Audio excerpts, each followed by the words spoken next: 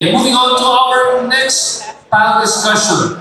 In today's ever-changing recruitment landscape, how do you navigate nowadays talent acquisition? To help us with that one, our next keynote speaker is here on stage to share more about that. Please welcome the country manager of Boss Job, Miss Kimberly Chen. Kimberly Chen, meron ka mga fan club pala dito. Maraming salamat sa fan club of Kimberly Chen. Louder pa louder yan. Libre yung first couple of acquisitions ninyo, promise, galing kay Kimberly. Okay, Kimberly, come on down. Thank you so much for the warm welcome, RJ. Alright, future of acting. Big topic. Right? But then today I'm just going to be focusing on talent acquisition. Like what are the tools, the existing strategies, and how we as the CEOs and HR professionals can be future ready for the hiring the top talents in our companies and be more future ready for the future.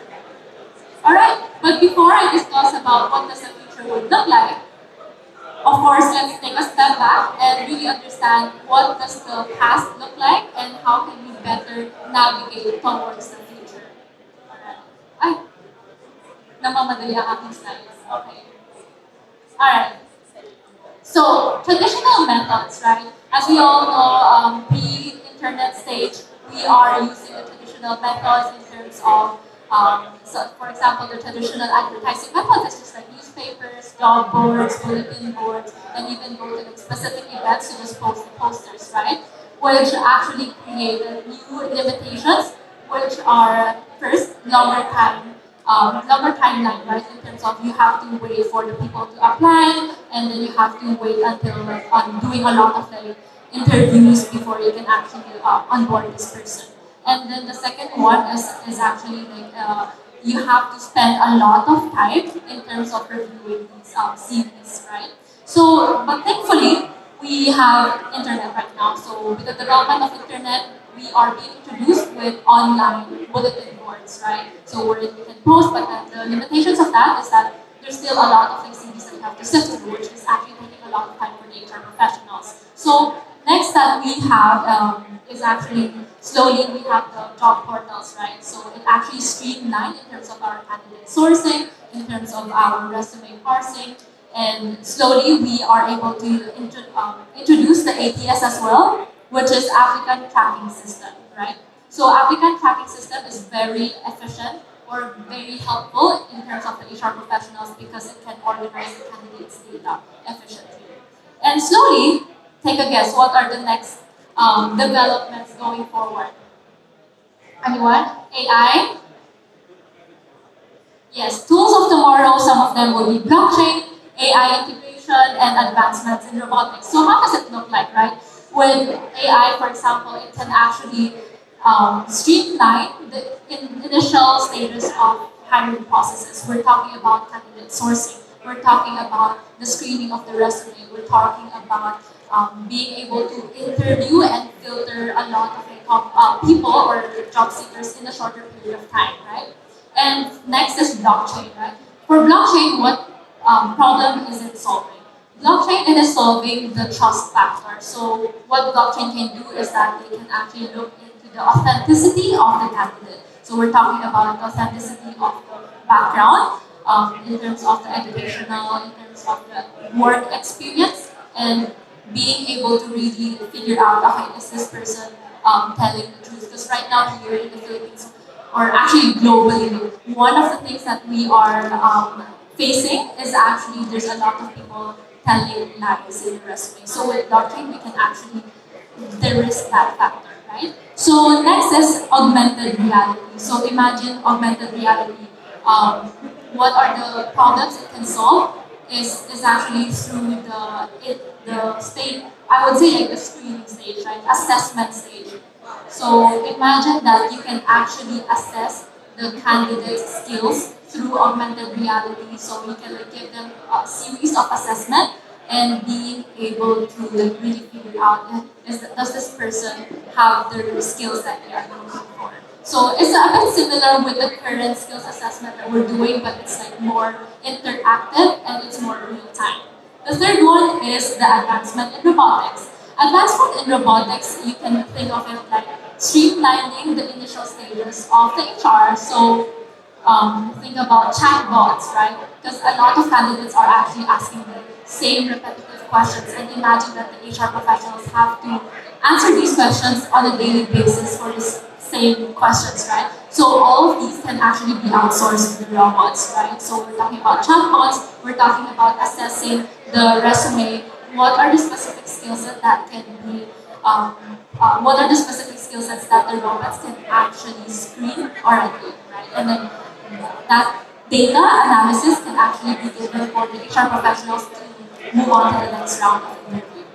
And there are definitely a lot of tools that will be developed and that will be advanced all throughout the time. So the main thing right now, it's actually not about the tools, right? It's not about being aware of the tools. It's actually being aware that these tools are just there for us as CEOs and HR professionals to be more efficient with what we do. So the important questions that we actually have to ask as CEO, decision makers of the company are two things. Do we have the right system in place to attract the right talents? Second question. Are HR managers equipped to screen and interview the right talents and suitable candidates, right? So definitely there are a lot of work that needs to be done, but then here I will just summarize into 2 points for the system. First is employer branding. Second is the skills-based hiring. What is the importance of these two? Why is it important, right? Like what benefit does it give to the companies, and how do we actually take a strategic action towards that? First, let's talk about employer branding. So employer branding, to summarize, what does it mean, right? Employer branding is actually understanding where are you standing in the market, and are you translating that message to the market? So being able to understand your stand and also like being able to understand the message. So this is the points. Okay, tell recruits why they want to work for an organization, showcases the company's work culture and values, and to attract specific individuals. Right? So just to summarize what are its importance, it's actually just three things. One is talent attraction, is gonna be way faster. Retention will also be longer for the companies, because why would companies want to have like a higher turnover rate, right? So talent retention. Number three is actually the cost reduction. So there are studies that shows that the bigger the employer branding for your company, the more talents that will be attracted, that would want to stay longer in the company, which actually will reduce cost, right? So those are the benefits for employer branding. Now, how do we take action towards a good employer branding? Definitely, it's very comprehensive. It's very complex. There's a lot of things that needs to be done, but I would summarize this into just two things: getting the basics done, and number two is to promote the employee value proposition. So, what is getting the basics done? It means that you have to understand as a company what what are the people, or like how do people understand you, right? Like, for example, if I say boss job, what would they think immediately? Okay, they think about AI, they think about hybrid. If other companies, so like you have to understand where you stand in the market, how they perceive you, and number two is that you have to understand what are the perception that you want to be seen as in the market. Is there a missing link? You have to solve that problem, and then create like a series of campaigns and events to be able to solve that gap, right? Number two is that is the promotion of the employee value proposition. Okay, right now what's happening in the market, there's actually a demographic shifts, right? So in the traditional times, there's actually like it's actually quite black and white in terms of the expectation of the employees is that okay, you pay me, I do the work, I finish I'm clocked out, and then that's it, right? But then these days, there's a demographic shift, meaning there's actually new expectations of your new employees for the company. Based on the studies, the top three things right now is not only about the salary, but it's about the career growth and advancements, work-life balance, and culture as well. So those are the top three things that most of the people are looking for nowadays. Now, the question is, can you deliver that message to your targeted audience? If no, answer that question. If yes, good, continue doing the work. Next thing, skills-based hiring. We're still talking about the system, right? So right now, one of the methodology that we're doing right now is resume screening, right? So I've mentioned a bit earlier about like, the problem of resume is that not 100% of that is authentic. Number two is that it actually does not attract the right people to work in your organization. Number three, it causes a lot of mishires as well. So with the with the skills-based hiring, you can actually enlarge your pool of talents as well because you're actually assessing not based on the resume, not based on the work experience, not based on the educational background, but based on the skills that you're looking for that specific position. So these are some of the benefits. So 88% reduced in mishires, 74% reduced in cost to hires, 82% reduced total time to hire, and 89% increase in the employee retention. And there are more studies that shows that skills-based hiring is actually the next thing that companies need to start working on rather than just looking at the resume to assess. All right. So what are the strategic actions that can be done for skills-based hiring? There are a lot, but I'll categorize into these four things. First is to align the talent acquisition strategy with business goals. Second, clearly define the skills needed for that role. And third is to perform robust skills assessment. And four is regularly assess and refine talent acquisition processes. So I want to highlight the skills part, right? So it's not about like it's not about the education background. It's not about like what companies have you worked with and how this specific person can replicate that specific task into another company because it never happens because each company is built differently. One company, when we talk about marketing manager, maybe the top three skills that they're looking for is like CRM, campaigns, and data analysis. But then for another company, for marketing manager, for example, it will be a bit of like sales, business development, and a bit of like CRM. Of course, like every industry, every sector are different, right? So now we're not talking about the hard skills that can be replicated from one company to another company, but we are talking about what are the transferable skills that this person has learned for this previous company and that can be transformed to another company, right? So and in terms of like how can we assess these skills, right? So these are the three things that can be done in terms of the skills assessment. One is the cognitive ability test, and second is role-specific skills test and assignment or work samples. It's just basically, I would say, for my organization, what I will do is that okay, what is the challenge that this person has to solve when this company or when this person joined your organization, right? And make an assessment out of that. And then if that is the answer that you're looking for, then this is the person that you want to hire. All right. And the second question that is very important is that are the HR managers equipped in terms of interviewing the right talents or the suitable candidates for your company? So definitely, these are the four things that the HR professionals slowly have to learn actually. Or I would say the CEOs actually need to also upskill the HR managers at the same time. So first is technology literacy, of course. There's like AI, blockchain, augmented reality, and a lot of like AI tools that's actually emerging right now. So now the question is, are the HR managers able to use these tools in order to help them be more efficient at work? If no, then we have to upskill them, right? If we're talking about HR professionals, even if the companies are not opening that pathway for you, you have to take that initiative in terms of using these tools, right?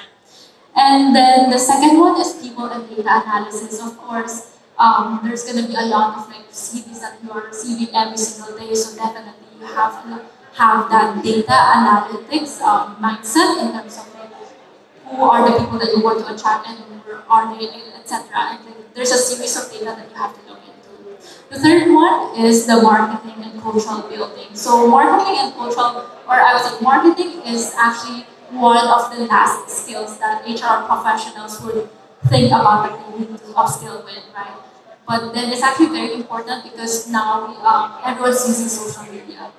Now is that everyone's attention is actually on social media, then that means the HR professionals need to be knowledgeable enough how social media works, how the algorithm of social media works in order to attract the right talents that they are looking for that specific hires. So then that means we're talking about SEO, we're talking about social media from different platforms, right? So that's one of the biggest things that the HR professionals have to slowly upskill themselves. And lastly is the cultural building, right? Because like cultural building, we're talking about creating the right culture for the companies in order to increase the, I would say like happiness level for the employees in the company.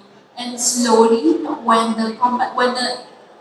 the staffs or the employees are happy within the company, they will actually become the next brand ambassador of your company. So we're talking about being able to give that platform for these people to feel happy within the organization and they will become the brand ambassadors, right? So that's actually a reduction of the cost in terms of like looking for marketing strategies and to like post that online. So to summarize everything, right? These are just tools. It's up to us how can we leverage these tools. So yes, actually that's about it. So yeah, for just a quick introduction about myself as well. Again, this is Kimberly Chen from BossJob, which is an AI hiring platform that revolutionizes the hiring process for the HR professionals and for the companies for whatever size it is.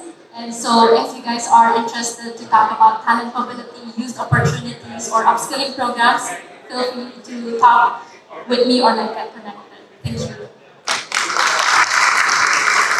And again, thank you so much. Round of applause, please. Kimberly Chen, Country Manager, Boss Job. Palakpakan mga fans ng Boss Job. Wait, can we invite Kimberly, can you go on stage, please, with the Boss Job team? Let's get a photo together with the Boss Job team. With the team of Boss Job. Where is your frame? Where is the Boss Job frame? Let's bring that to the stage. Sayang naman the opportunity, Kimberly. Ito niya, di ba? One photo. Thank you so much for sharing with us. For those who are interested to sign up with Boss Job or like to ask more questions, can you please just around.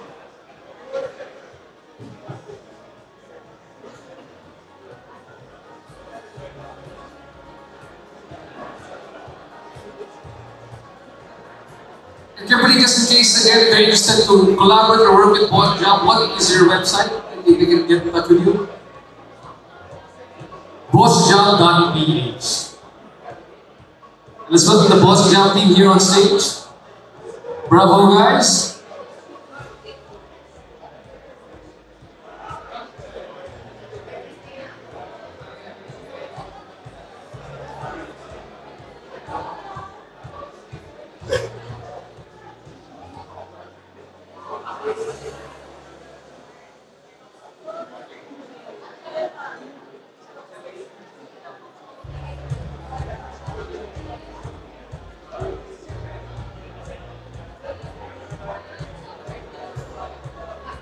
Again, congratulations, Boss Job, for a Boss Job. Well done. We invite you to continue uploading your photos online using our hashtag Philippines Startup Week 2023.